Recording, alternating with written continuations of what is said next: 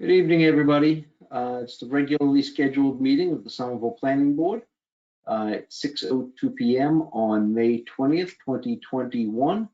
With us tonight are Amelia Aboff, Jahan Habib, and Rob Buchanan, who I would like to congratulate on having been sworn in as a full member of the Planning Board. These are all the members that we have at the time, so we have a full meeting here. Pursuant to Governor Baker's March 12, 2020 order suspending certain provisions of the Open Meeting Law, General Laws, Chapter 38, Section 18, and the Governor's March 15, 2020 order imposing strict limitations on the number of people that may gather in one place, as well as Mayor Curtatoni's declaration of emergency, dated March 15, 2020, this meeting of the Planning Board will be conducted by remote participation. We'll have an audio recording available on request as soon as possible after the meeting. This meeting is being recorded. We only have one item on our agenda tonight. It is a public hearing that was previously opened. It's 379 Somerville Avenue. And before we invite the applicant and their counsel to make a presentation, I just have to make a very brief disclosure that in my previous job at a law firm, I formerly represented a tenant of this building whose lease had a provision for them to purchase the property that was not exercised. The tenant is no longer in the building and does not own the property, so there is nothing that would conflict me from being able to deliberate and vote on this matter tonight or going forward. So I would like to invite the applicant and his or her attorney to be able to be unmuted and make a presentation for the good of the Planning Board and for anyone else in the public. All right, I have unmuted Rich DiGirolamo and Will Chalfant. And Rich, can you please advise who else I should unmute?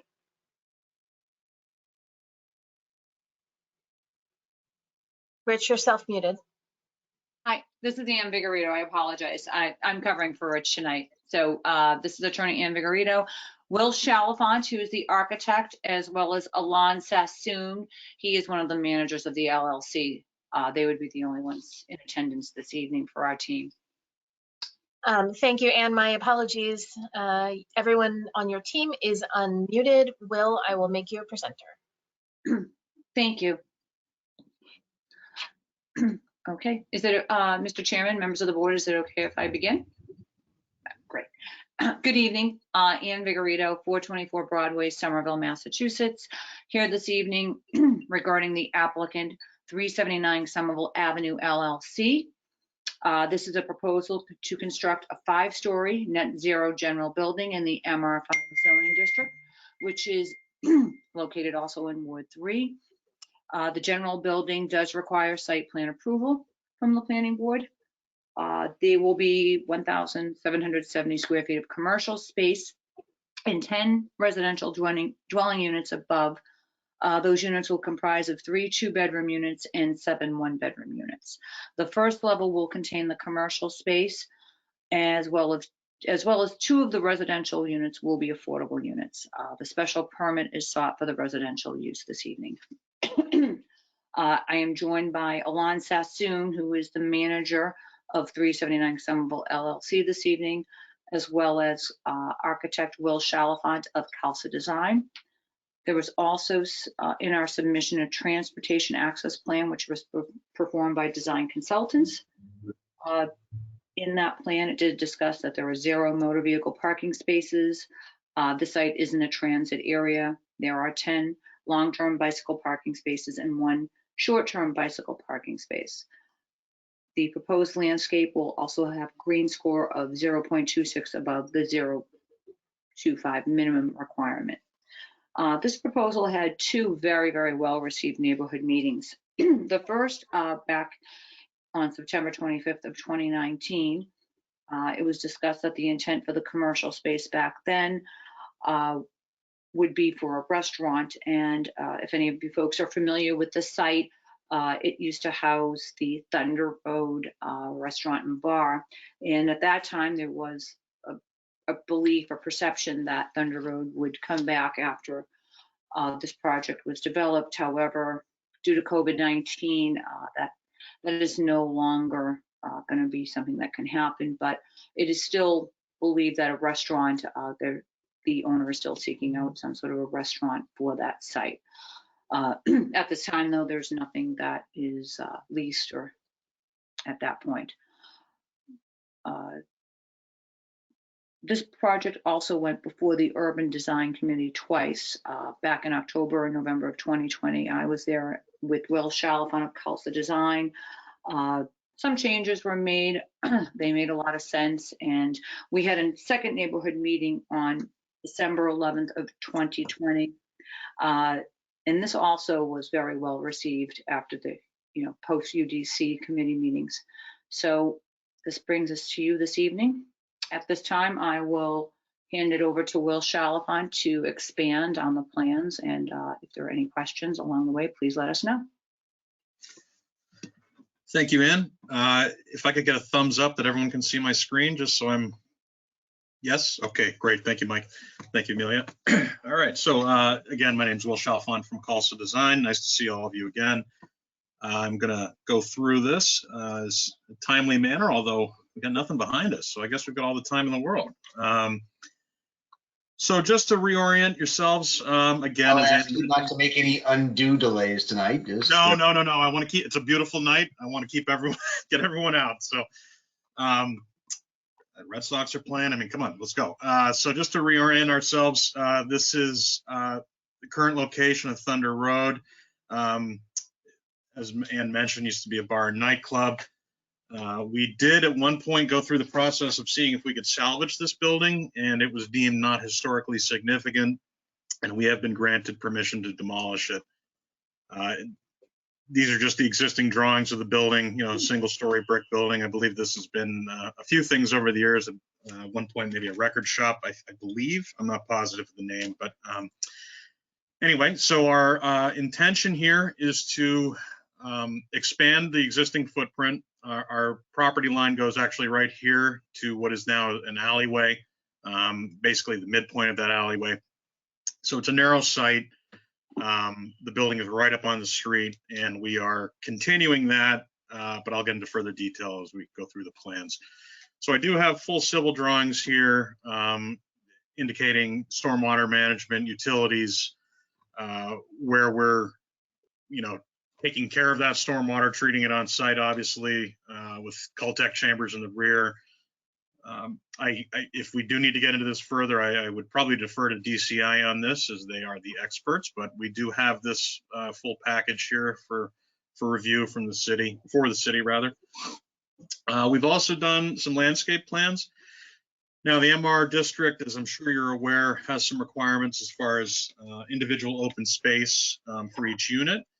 The building itself we do have individual outdoor space, but to meet our green score, we also are doing a completely green roof with the potential for future photovoltaic panels on the roof, solar panels, as well as treating this rear yard, which is currently, I believe, filled with a walk-in cooler and some garbage. So our intention is to make this a nice area for the commercial space as well as the residents above. I'll get into the plans further on. The residents do not have access to this. It's solely accessible through the commercial space. But with that in mind, we wanted it to be something that seasonally would be attractive to the residents on the rear of the building, as well as the abutters on the backside.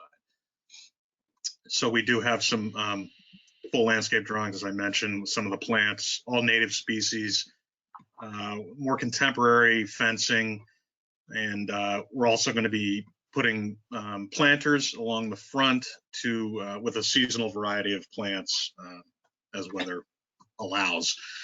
I won't go into too much detail on the landscape details here. So as part of being in the MR, we're required to create a 12-foot setback from the curb. And whether or not that encroaches on our setback or not is moot, because the intention here is obviously to create some activation along the street. I think this would be a great place for possibly a restaurant or a cafe of some sort. So we do have some area beyond the sidewalk to provide some cafe tables, as well as I mentioned this rear green space, which could be set up for seating if that was the program that was chosen. So just to go through the plans, right now there's a full basement. We're obviously expanding this building by plus or minus 5 feet to the left. Our intention is to have a full basement. That will be, this portion here on the right-hand side will be connected to the commercial space above. So there is a potential for a 2-story space there. Thinking being, if this were to be a restaurant or something like that, this could be where the kitchen is. We have retail storage in here. At one point we had it in the rear and there were concerns over odor, as well as just sort of a functionality, how you're getting it out of there. And so we felt going through the common corridor, an elevator up would be a better solution. So we have some resident amenity space down here as well. Excuse me, not amenity space, a bike room and a trash room, as well as some of our electrical and mechanical spaces. The first floor, again, we're trying to give the bulk of the frontage here to the commercial space.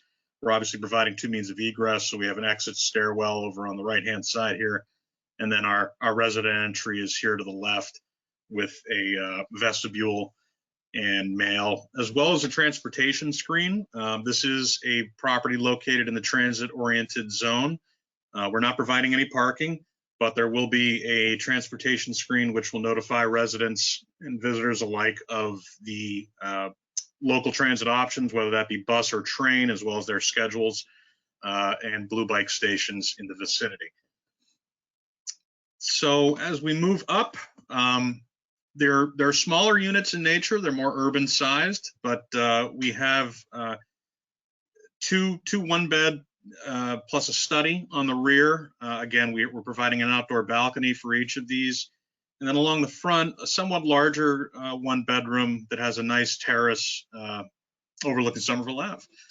And then on the upper floors, it's more of the same, although this is where we have a 2-bedroom.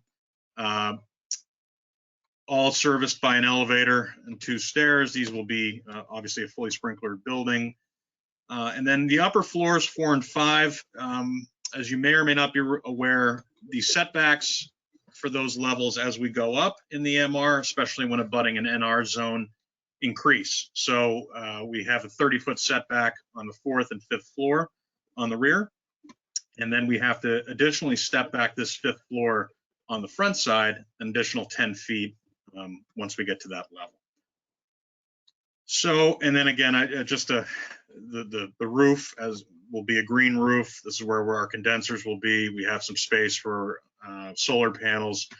And as Ann referenced, to achieve the density bonus that we're requesting, this building needs to be completely net zero. We have met and registered this with Passive House. We are working through the details on that. I can tell you these will be tremendously thick walls and roof. We're going to have an R value of close to 60 on the exterior walls with a R79 on the roof.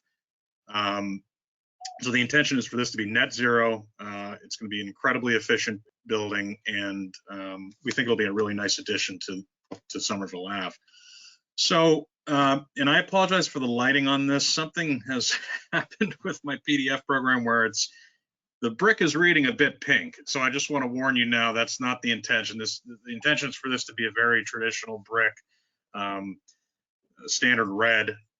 But we did meet with the UDC a couple times, and it's a unique site because we're actually taller than we are wide. So it's difficult to not have this building sort of dominate the street, but that setback at the top floor helps, as well as trying to break up this facade. Now this, I'll just start here on the top left. This is the right-hand side when standing on Somerville Ave. There's an existing building there, so we're on the lot line, so we can't have windows there. So that's why that's blank. We did discuss possibly the idea of making this, you know, in the olden days, there were like Coke advertisements and things of that nature on these walls. We I think we're open to that. The question is whether or not the lot next door maybe gets developed down the road, and then that mural would go away. But we are open to that, depending on the board's thoughts. The left-hand side, when standing, is again a blank wall, but we've tried to create a little more relief with some brick detailing here. And you can see these step backs here as we move up the building on the side. Now, the back of the building is again terraced with these different balconies. We're treating a large portion of it in panel, but the rest of it in brick. It's sort of peeling back to expose the residential portion.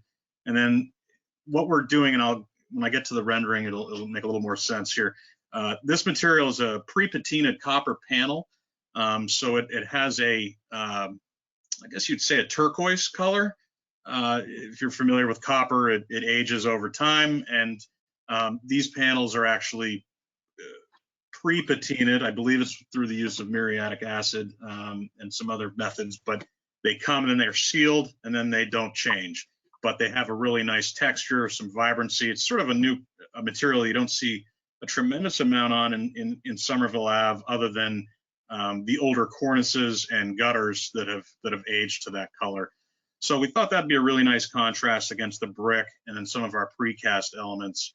And we worked with the UDC to sort of simplify this. Again, it's a thin building, but we're trying to make the most of it. Just from a zoning standpoint here, we're outlining our compliance with the 70% finish glazing requirement for the ground floor level, and then the 50%, no more than 50% on the upper levels. And our proposed signage, we're meeting all requirements as far as size of lettering, no internal illumination, etc. So here's some perspectives to sort of give you a better idea of how the building sits. This is the back side. And so we're sort of treating this brick wall as like an end wall in the old days, where you'd see these solid end walls and then infill in between. So that was kind of the cue here. And it's really providing nice outdoor space for all of these units, albeit small. And then, so here's the a rendering of sort of how this is going to sit. I will just throw out there, this car is not accurate and would probably be half in that wall. So please ignore that car. But again, we're trying to kind of pick up on some of the things going on in Somerville with the heavy cornice, the masonry, and then here's our introduction of this patina copper panel. If you want to see a local project that has this, Tufts a few years ago completed a athletic center that has these panels on it. It's from a corporation called Zahner, and it really is it's quite a unique look, but we feel it came out quite nice. And that's really it. I'll leave it up to the board now, and obviously public comment. Thank you. Much. Rich, does anybody else on your team want to present any aspect of the application, or can I kick it over to staff and open it up to testimony, and rather come up as Rich? I apologize, I don't know, for the confusion. Yes. No, Mr. Chairman, I definitely think, we wanted to, keep our presentation as brief as possible and hand it over to you with any questions and concerns. Great. Thank you very much, Ann. I know Victor is in the meeting. I don't know if you want to make any comments on behalf of staff before I open up the testimony. If you do, you do. If not, that's okay too. I don't think I have anything to add at this moment beyond what's on the staff report, but I will definitely jump in and add as needed as the conversation goes. Great, thank you. Okay, at this time, I am going to open up the hearing for public testimony. I only see the applicant and counsel in as attendees, but I'm still opening up the hearing for public testimony. So if anybody wants to speak in support of the application, please exercise your raised hand and I will call on you in the order in which I see you.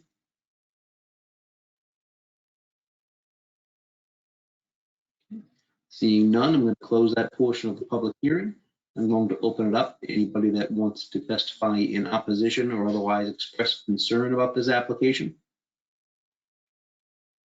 Okay. Seeing none, I'm going to close that portion of the public hearing and open it up to comments and questions by members of the planning board.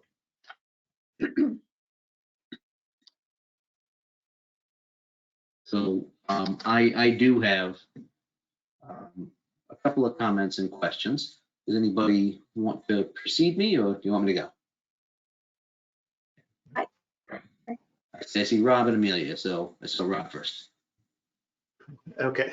Well, I have some questions and, well, I have one real question and some comments. So maybe I can just kind of offer the question first, just to get clarification. I think I know the answer, but I just wanted to confirm that that all of the trash and refuse rooms are located in the basement, and it's the applicant's intent that the way that's going to be, I guess, moved out to the street is somebody is going to be, I guess, taking those up on the elevator or the stairs to get that to the street. I guess that's really my only question, although I do have some further comments when we get there. So yeah, the first part, Rob, yes, all of the trash is located in the basement, both residential and commercial. Maybe Alon can speak up to this, but I believe that the intention is for this to be apartments, and it will be a managed building, and so there will be a company to bring trash out to the street on those days. But Alon, if you want to further that, feel free. If not, I mean, well, it's Ann Vigorito. And from my understanding that there would be a property manager that would handle that, but, and I don't know, and that's at this juncture, I don't know if that would change, post construction, but there would be a management company that would handle getting the trash from the basement, out onto the streets on trash day for pickup, and then obviously the receptacles being brought back in.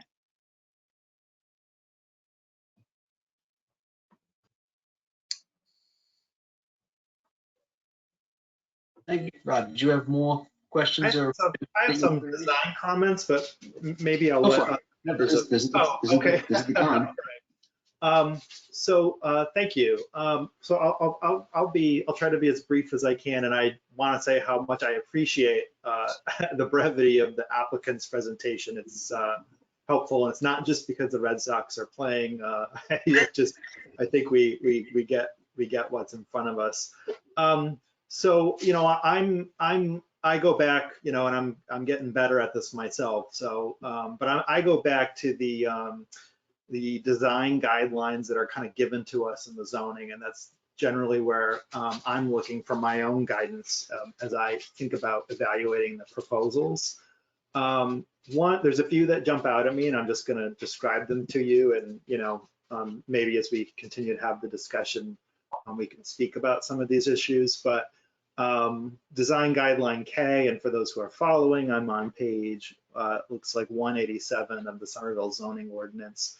It states that entrances should include awnings or canopies to provide weather protection for pedestrians. Is that something that maybe could be added to this? I don't know that I saw one, or at the ground floor level, but it's a little hard to kind of read. Oh, sorry. There we go. Yeah, sorry we can see her freckles here. This is a recessed entryway. So it's acting as a canopy for the entry, and then additionally over the commercial space, again, the site kind of tapers, but the canopy itself follows that line and provides some coverage, which is why we can get some tables and chairs under there. Okay, thank you. That's helpful. So there's some recess all the way across that ground floor. Is that? Absolutely. Maybe I can go to plan. It might be easier.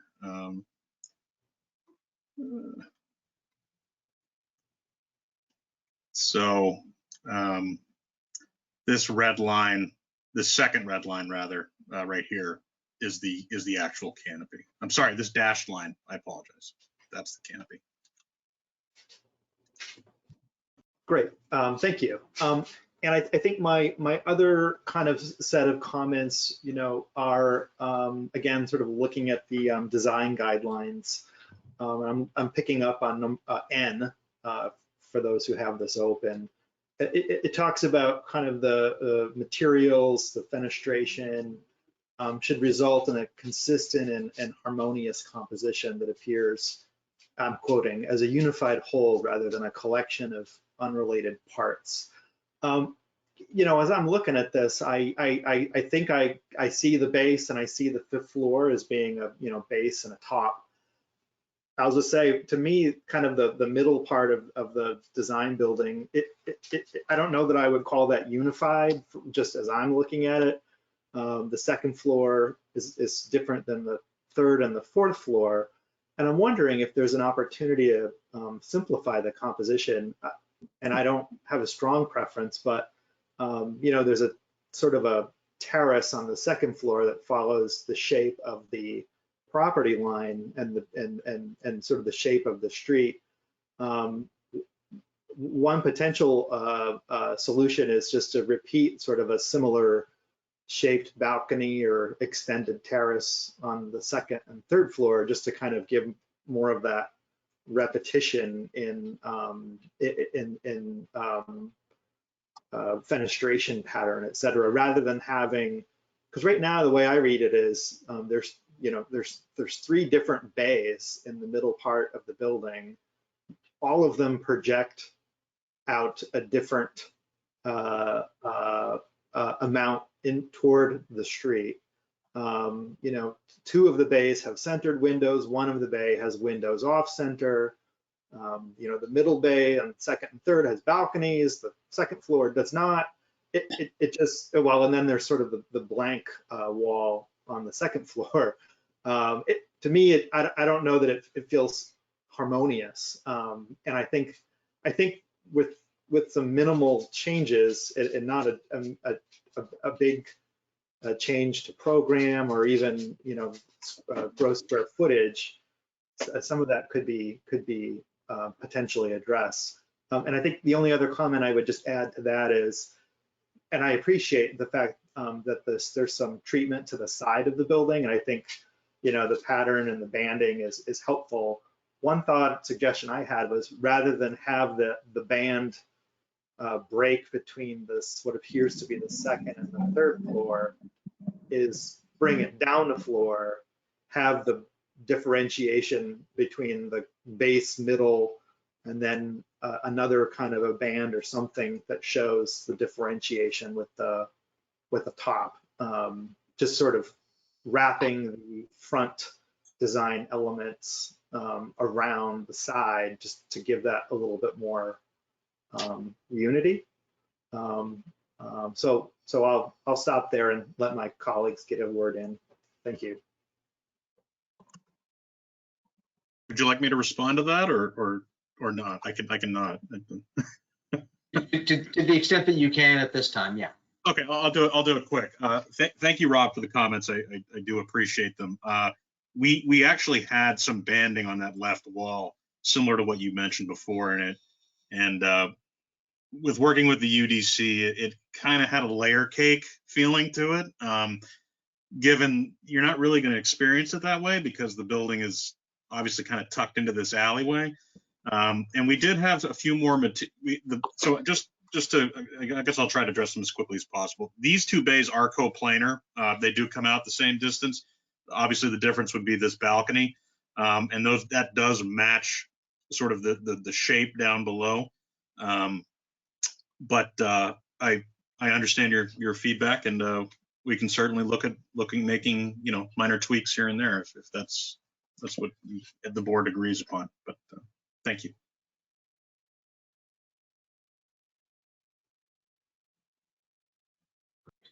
Thank you very much. Amelia, I saw you next, so if you still have some comments or questions,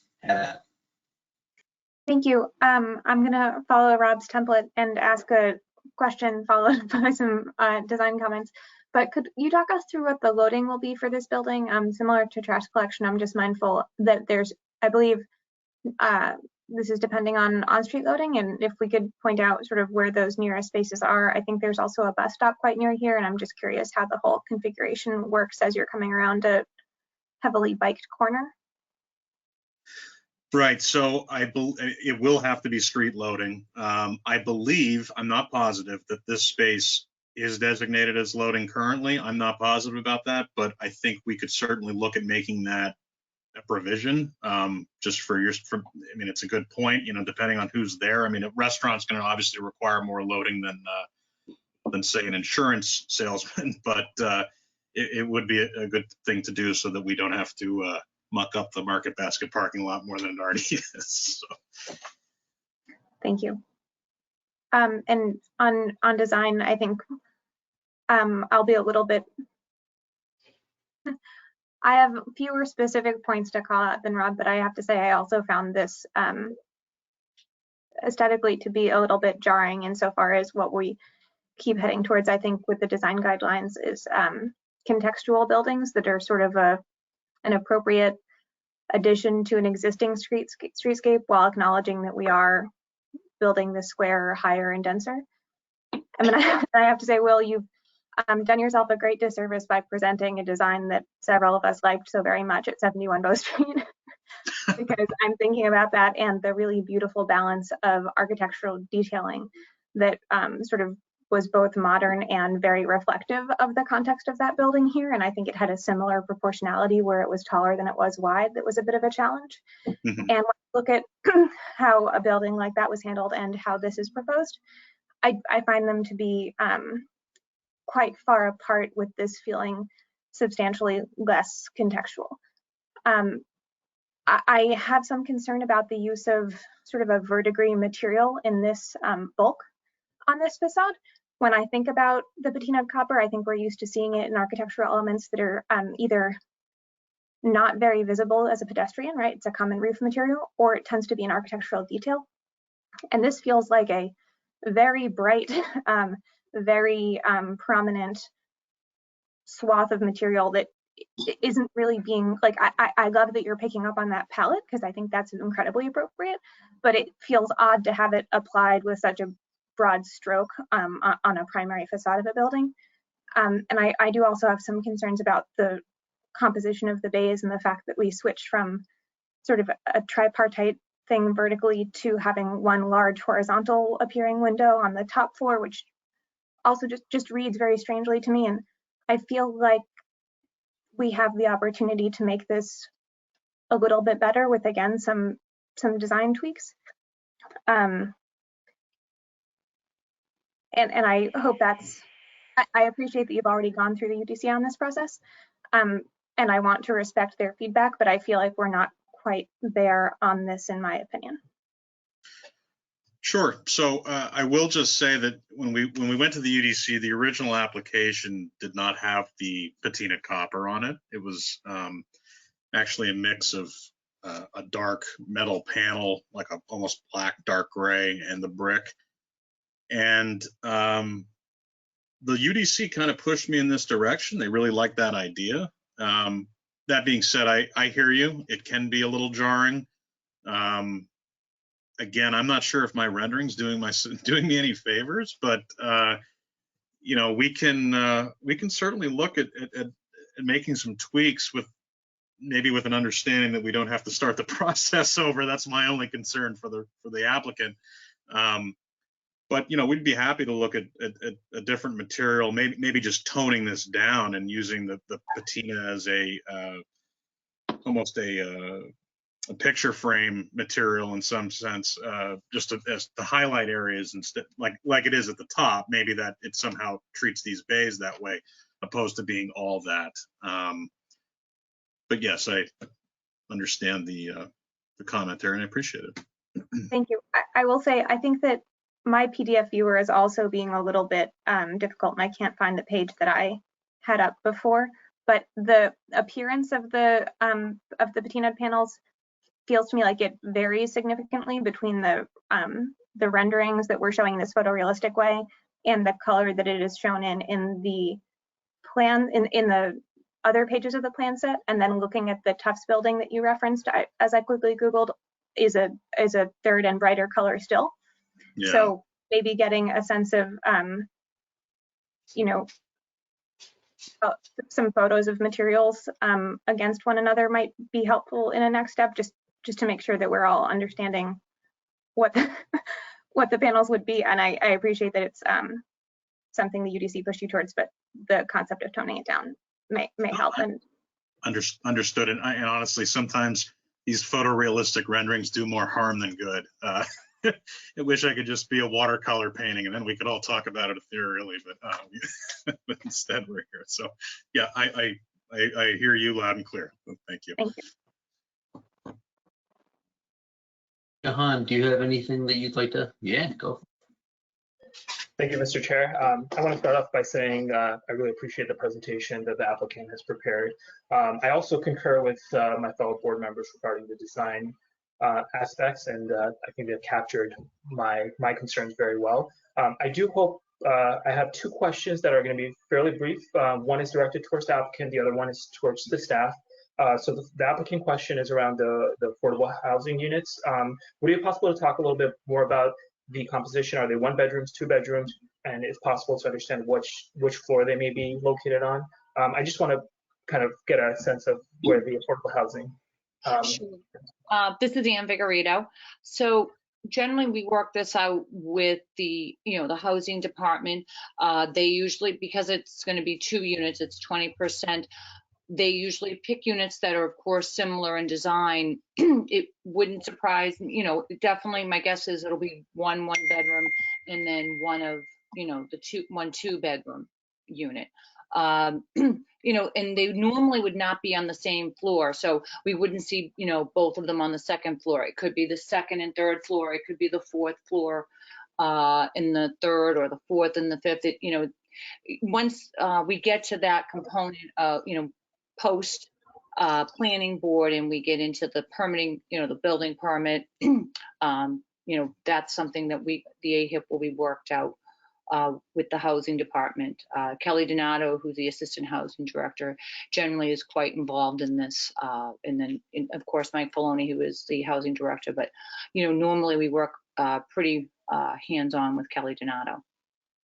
I hope that the question. Just to piggyback off that, we have submitted these to the housing division and they're reviewing it. And I believe they're actually not allowed to stack or be on the same floor. So they will be sprinkled throughout the building. Yes, and they're generally not even above one another. So like if it was, say, it wouldn't be 201 and 301. And I don't even know if that's the numbering. I just use that as an example.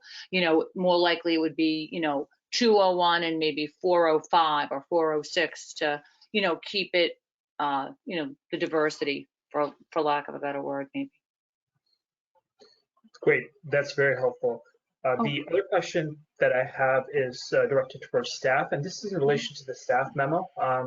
So if you're following along, I'm looking at page 6 under the parking section. So this is subsection of permit conditions. I note that there's wording that states that at least 3 accessory vehicular parking spaces will be offered annually to all ADU households as a right of first refusal. I just want to understand what that bullet point entails, and how this impacts this project. Sorry, John, can you point me to which page you were on again? I missed that part. Sure, no problem. Let me just repeat. It's page 6 of the staff memo. It's right under the parking section, the first bullet. I see it now. Thank you. Sure.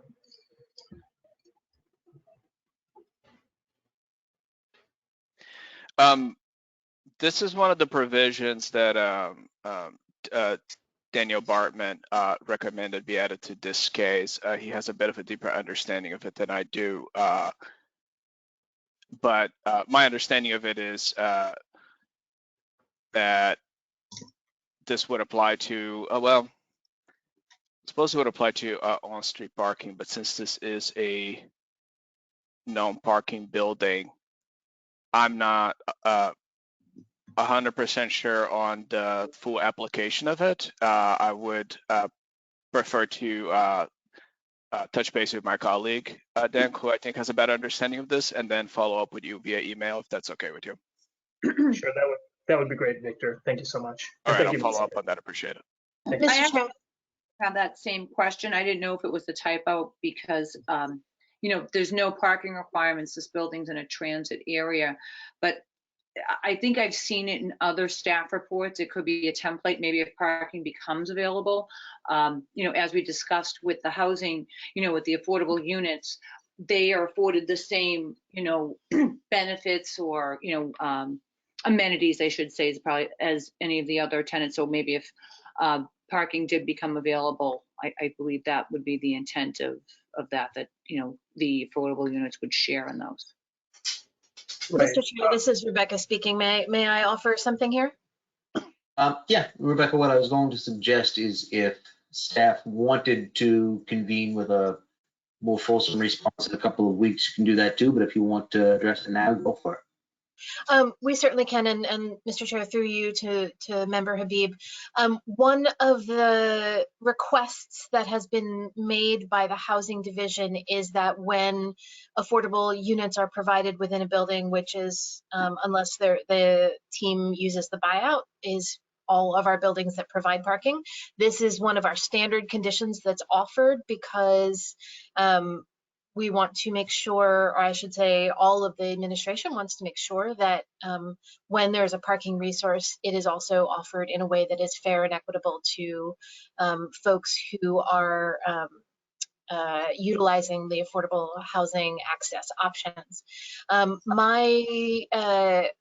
My sense is that this may have been a recommended standard condition that got carried into this accidentally, but I will leave Victor to work out the specifics of it. That's just generally where this requirement comes from. The housing office has asked for us to see to it that 20% of the parking, when parking is provided, is also set aside to be offered to affordable housing tenants. Thank you, Rebecca, and thank you, Mr. Chair. Anything else? Okay. So yeah, Rebecca, I appreciate that. I always kind of like going last often because a lot of my questions and my comments will have already been asked by my colleagues because of their incredible attention to detail and foresight in the things that I don't always have. I rely on them all the time to view things away with a particular level of expertise in certain areas. And no, Rob, I don't keep the design guidelines open at all times, but I know what you mean.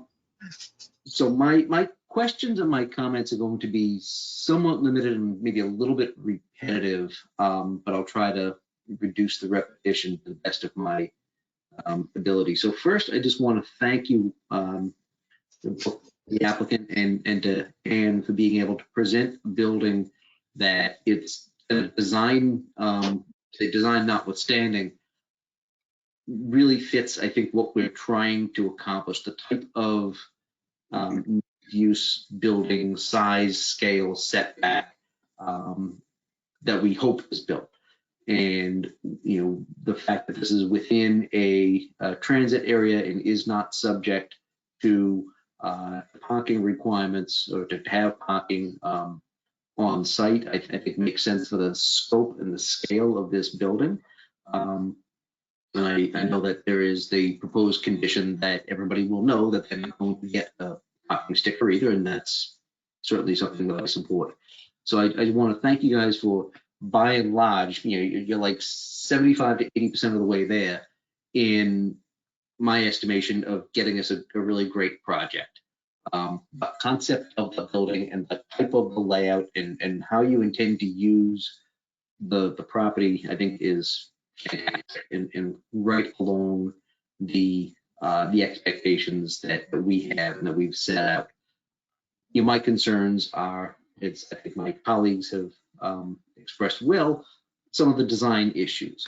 I'm not going to get into some of the very specific issues that I never really do, specifically where in the design guidelines I don't think you fall, and I don't have the depth of expertise of, for example, Amelia, who does a lot of this work in her real life, but I can just tell you that generally the look of this building looks like every other building that's been built in the last 20 years. Yeah, big blocky bay, little setback, big blocky bay of a different color. It's every building I've seen drive down Mass Ave in Cambridge, every building looks like that. Half the buildings in Somerville look like that now. And I don't know if it's a lesser expensive design. I'm not sure. I really dislike the generic look of the front of this building. I really don't like the little cyclops window up the top. I think it was Rob who identified that it doesn't fit with the rest of the two bays.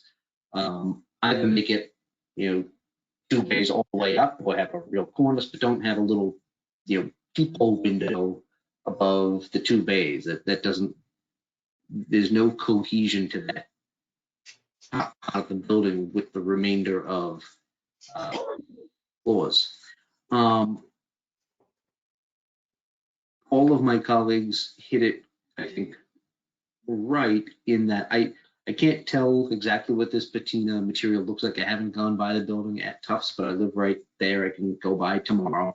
I don't like it being such an overwhelming feature of the facade of the building.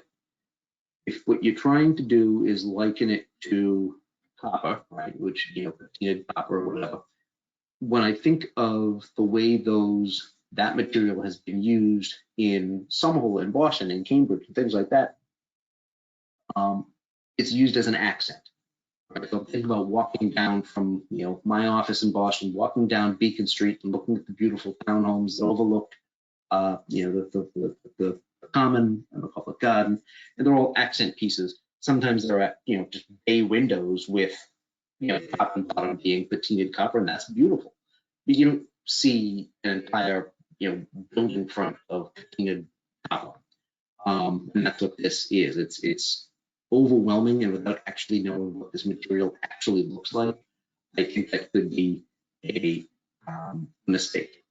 So I would urge you to rethink the amount of this patina material that you've shown here. Make it more of an accent, one. Two, I want to see some sort of a revision of the front so it's not quite as blocky and generic. This looks like the building that used to be Long Funeral Home in Mass Ave. This looks like one of the couple of the buildings on Temple Street that we that were permitted a few years ago. It looks like everything else, and it doesn't look like, I think, a building of this prominence and I think this otherwise successful adaptation of what was just a single story music venue could be. So that's a few things. The party wall, or whatever the technical term is, on the left side of the building that you were talking about, where you could put an advertisement or something. I get that eventually the building next to it might be developed. There's no application before this board right now that I'm aware of that's going to happen.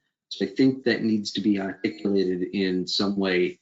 I'm not sure what that's going to be. Do you have a close-up of that wall that I can see?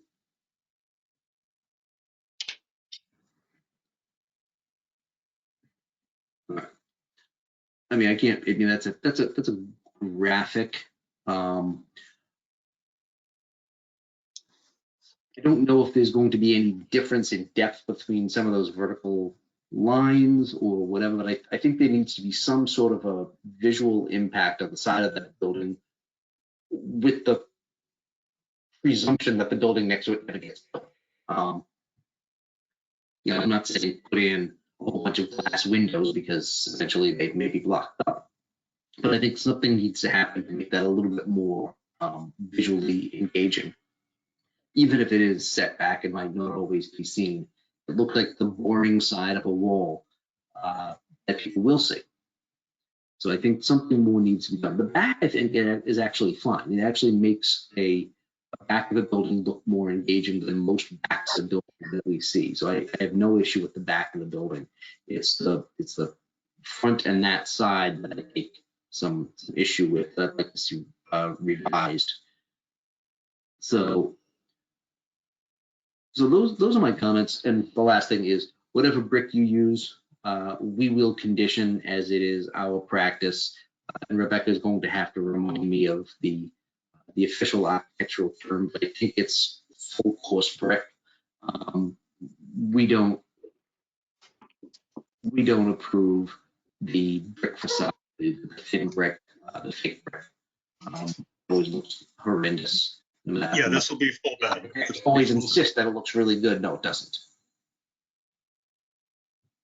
So those are my comments. So like I said, I think you guys are probably 75 to 80% of the way there.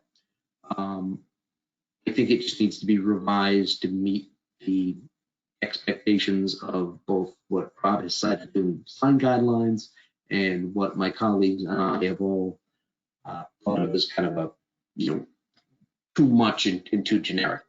So I think I would encourage you to come back in a few weeks with an actual proposal that meets what we're looking for.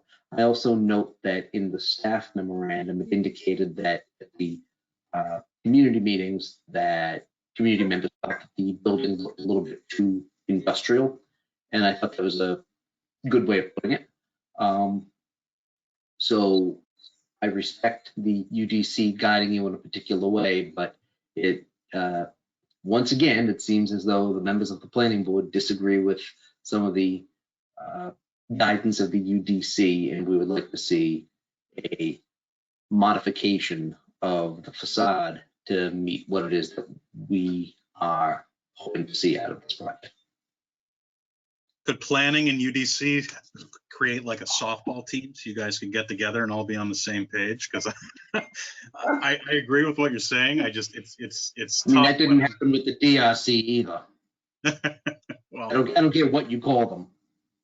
whatever they are. I mean, I just it's difficult when we're given two totally different directions from boards. Yeah, And I get that, but at the same time, we are the permit granting authority. They are not. well, I think that needs to be made clear to maybe that board. And so I do appreciate that. And I don't necessarily disagree with any of your comments, really. It was, we're just trying to do something a little different material wise, but we're happy to revise and bring something back that is more palatable. Yeah, I think we're all in agreement that the idea of that materiality isn't a bad thing. I think it's the scope of it.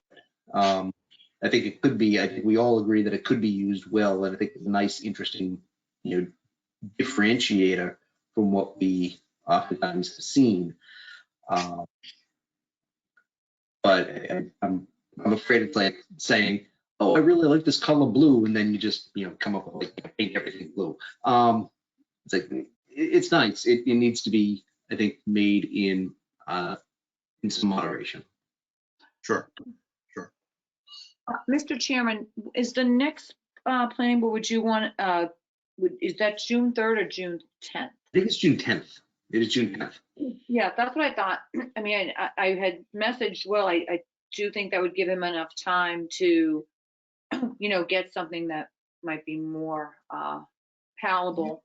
Yeah. And obviously, if you all need an extension from there, or a continuance rather, the meeting after this is on the 24th. So if you needed more time from the 10th, you can always, entertain a continuance if you want to make sure that you can work with the team and work with staff to make sure that what will come before us next hopefully will be an absolute slam dunk. So we don't have to do this again. Well, I have the utmost faith in Will in doing that.